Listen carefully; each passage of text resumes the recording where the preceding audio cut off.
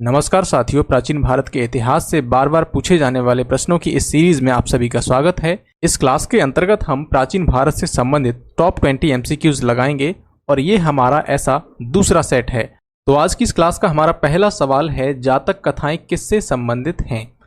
इसका सही जवाब है खुद्दक निकाय। जातक कथाएं जिन्हें बुद्ध की पूर्व जन्म की कथाओं के रूप में जाना जाता है।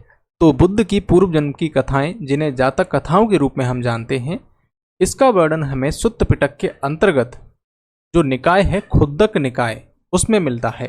अब ये सुत्त पिटक क्या है? तो देखिए, बुद्ध की मृत्यु के पश्चात 4 बौद्ध संगीतियां आयोजित हुई थीं।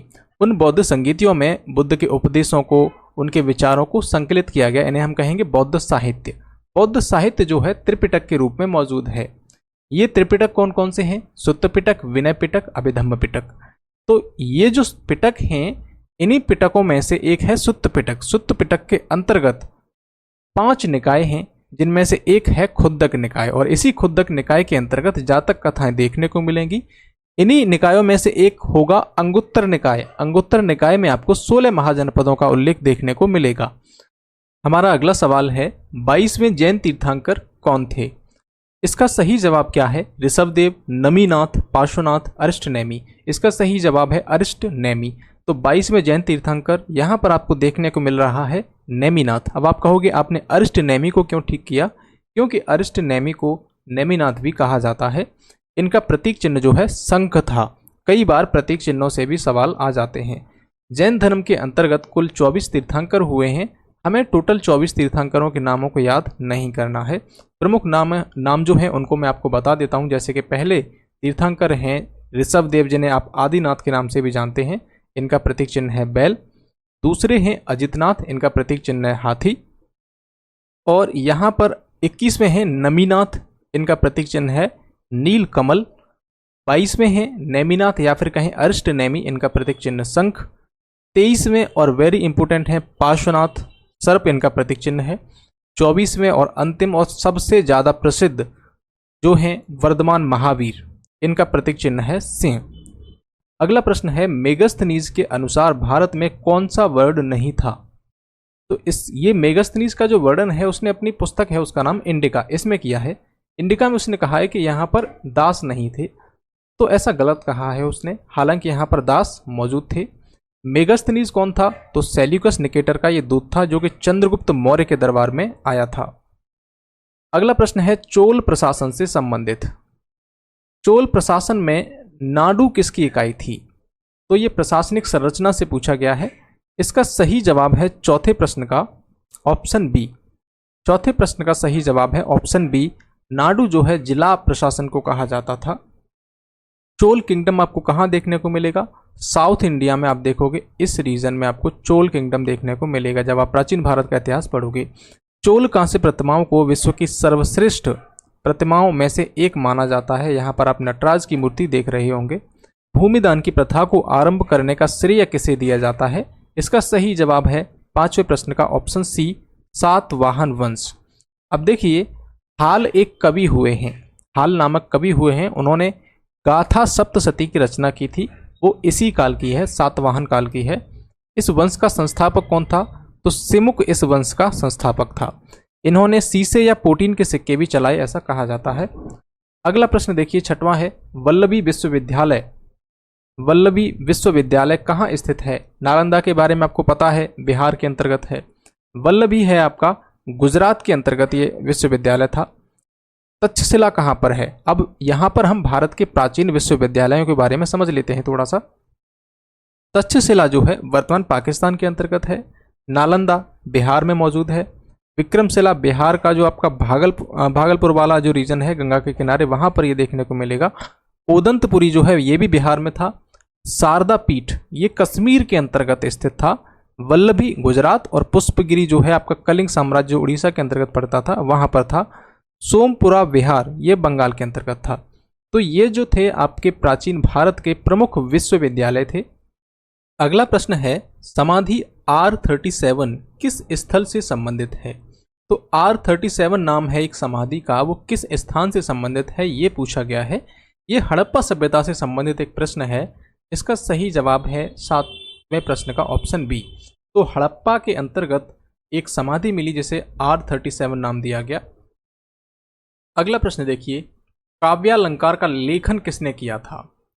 कई बार लेखक जो होते हैं और उनकी जो रचनाएं होती हैं उनसे सवाल आते हैं। तो देखिए, काव्यालंकार का जो लेखन है वो किया था भामह ने। अब यहाँ पर कुछ प्राचीन भारत की पुस्तकें हैं और उनके लेखक हैं, उन्हें आप देखिए। जैसे रामायण की रचना किसने की थी? वाल्मीकि ने। महाभारत किसने लिखा? वेद व्यास ने। और अष्टाध्यायी ये पाणिनि की रचना है। मैं यहाँ पर सभी को तो नहीं बताऊंगा, लेकिन जो प्रमुख हैं उनको यहाँ पर बता देता हूँ, लेकिन आपको इन सभी को याद करना है।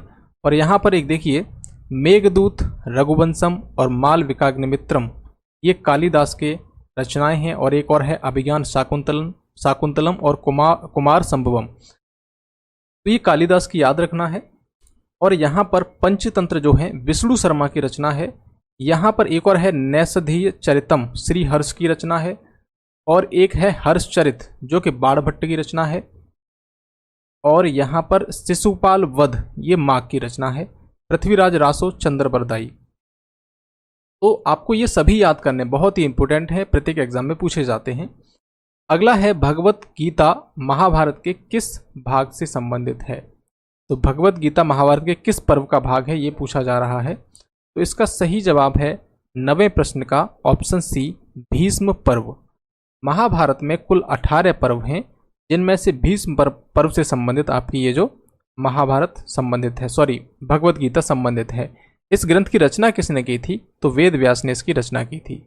10वां प्रश्न है, महावीर की मृत्यु के बाद जैन संघ का प्रमुख कौन बना था? इसका सही जवाब है सुधर्मा। महावीर की मृत्यु के बाद सुधर्मा जैन संघ का अध्यक्ष बना और 20 वर्षों तक रहा। इसके बाद जम्बू जो थे 44 वर्षों तक जैन संघ के अध्यक्ष रहते हैं। यहाँ पर 2 जैन सम्मेलनों के बारे में बताया गया। जैसे कि प्रथम सम्मेलन ये हुआ था पाटलिपुत्र में, इसकी अध्यक्षता की थी स्थूलभद्र ने। द्वितीय सम्मेलन जो हुआ है वो हुआ है आपका वल्लभी गुजरात के अंतर्गत। इसके जो अध्यक्ष थे देवर्षि क्षमा श्रवण। इसमें क्या हुआ था? धर्म ग्रंथों का अंतिम संकलन करके लिपिबद्ध किया गया था जैन धर्म के अंतर्गत। दूसरे सम्मेलन में, पहले वाले में क्या हुआ था कि जैन धर्म के जो 12 अंगों का समाधान तथा श्वेतांबर तथा दिगंबर संप्रदाय के रूप में विभाजन। अब जैन धर्म के अंतर्गत 2 संप्रदाय हैं, एक है श्वेतांबर मतलब सफेद वस्त्र धारण करने वाले, दूसरे हैं दिगंबर जो नग्न अवस्था में रहते हैं। तो ये 2 संप्रदाय हैं जैन धर्म के अंतर्गत। तो यहाँ पर ये पहले सम्मेलन में ये विभाजन हो गया था श्वेतांबर और दिगंबर के अंतर्गत। 11वां प्रश्न है, कल्हड़ द्वारा रचित राजतरंगिणी कितने तरंगों में विभक्त है? तो इसका सही जवाब है ऑप्शन बी। 11वें प्रश्न का सही जवाब है ऑप्शन बी, 8 भागों में। कल्लड़ की राजतरंगिणी में लगभग 8000 श्लोक हैं और इसमें कश्मीर का प्राचीन इतिहास देखने को आपको मिलेगा। गोसाल मक्खलीपुत्र, एक नाम है गोसाल मक्खलीपुत्र, किस संप्रदाय का मुखिया था? तो ये जो सवाल है बहुत ही इंपॉर्टेंट है। इसका सही जवाब है आजीवक संप्रदाय से संबंधित थे। और जो गोसाल मक्खलीपुत्र हैं महावीर तथा गौतम बुद्ध के समकालीन थे। आजीवक संप्रदाय का मुख्य सिद्धांत क्या था? नियतिवाद था। इनके अनुसार ये चीज मानते थे कि हर चीज जो है भाग्य द्वारा डिसाइड होती है और मनुष्य के कर्मों का कोई भी प्रभाव नहीं पड़ता। 13वां प्रश्न है, शक संवत कब प्रारंभ हुआ था? तो 13वें प्रश्न का सही जवाब है ऑप्शन सी, 78 ईस्वी में। कनिष्क एक राजा हुए थे, उनके राज्यारोहण के समय से ही शक संवत की शुरुआत मानी जाती है। विक्रम संवत जो है आपका 57 ईसा पूर्व में शुरू हुआ था। गुप्त संवत 319 ईसा पूर्व में शुरू हुआ था। अगला है 64 योगिनी मंदिर, ये मध्य प्रदेश के अंतर्गत पड़ता है। प्रमुख केंद्र था, किस चीज का प्रमुख केंद्र था? तो ये जो था 14वां प्रश्न है, इसका सही जवाब है तंत्र मंत्र। तंत्र मंत्र के लिए ये जो 64 योगिनी मंदिर है ये प्रसिद्ध था।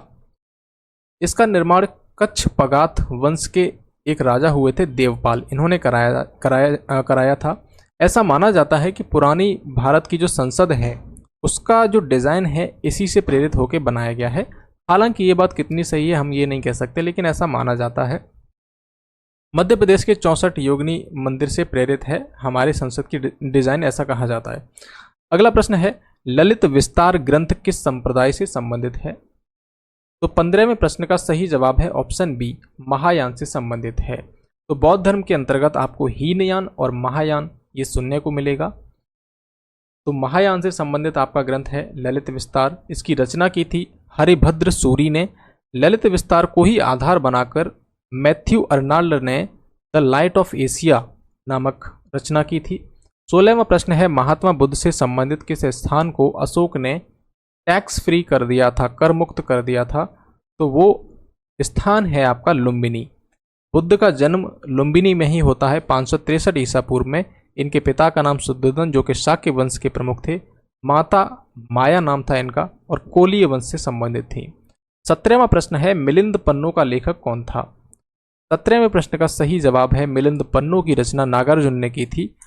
और ये जो है हिंद यूनानी शासक ये हुआ करता था मिनांडर, और बौद्ध विद्वान नागसेन के बीच में जो वार्तालाप है वो मिलिंद पन्ने के रूप में मौजूद है। बाद में ये जो शासक था मिनांडर बौद्ध मत में शामिल हो जाता है नागार्जुन के प्रभाव से। कामाख्या मंदिर किस राज्य में स्थित है? बहुत ही इंपोर्टेंट है। 18वें प्रश्न का सही जवाब है ऑप्शन सी, असम के अंतर्गत ये कामाख्या मंदिर स्थित है। यह मंदिर जो है देवी सती को समर्पित है और कलेच्छ वंश के राजाओं ने इसका निर्माण कराया था। 19वां प्रश्न है वैदिक नदी वितस्ता का आधुनिक नाम क्या है? तो वितस्ता का आधुनिक नाम है झेलम।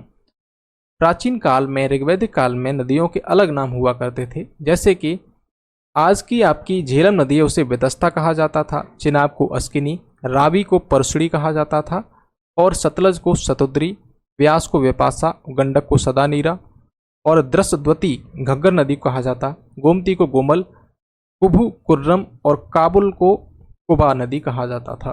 तो ये जो प्राचीन नाम है आपको ध्यान में रखने हैं। अगला और अंतिम सवाल है मौर्य वंश का अंतिम शासक कौन था? इस प्रश्न का जवाब आप मुझे कमेंट बॉक्स में बता सकते हैं। मैं मिलता हूं आपसे अगली क्लास में, तब तक के लिए आपका बहुत बहुत शुक्रिया। क्लास अच्छा लगा हो तो क्लास को लाइक करें, साथ ही इस चैनल को भी सब्सक्राइब करें। धन्यवाद।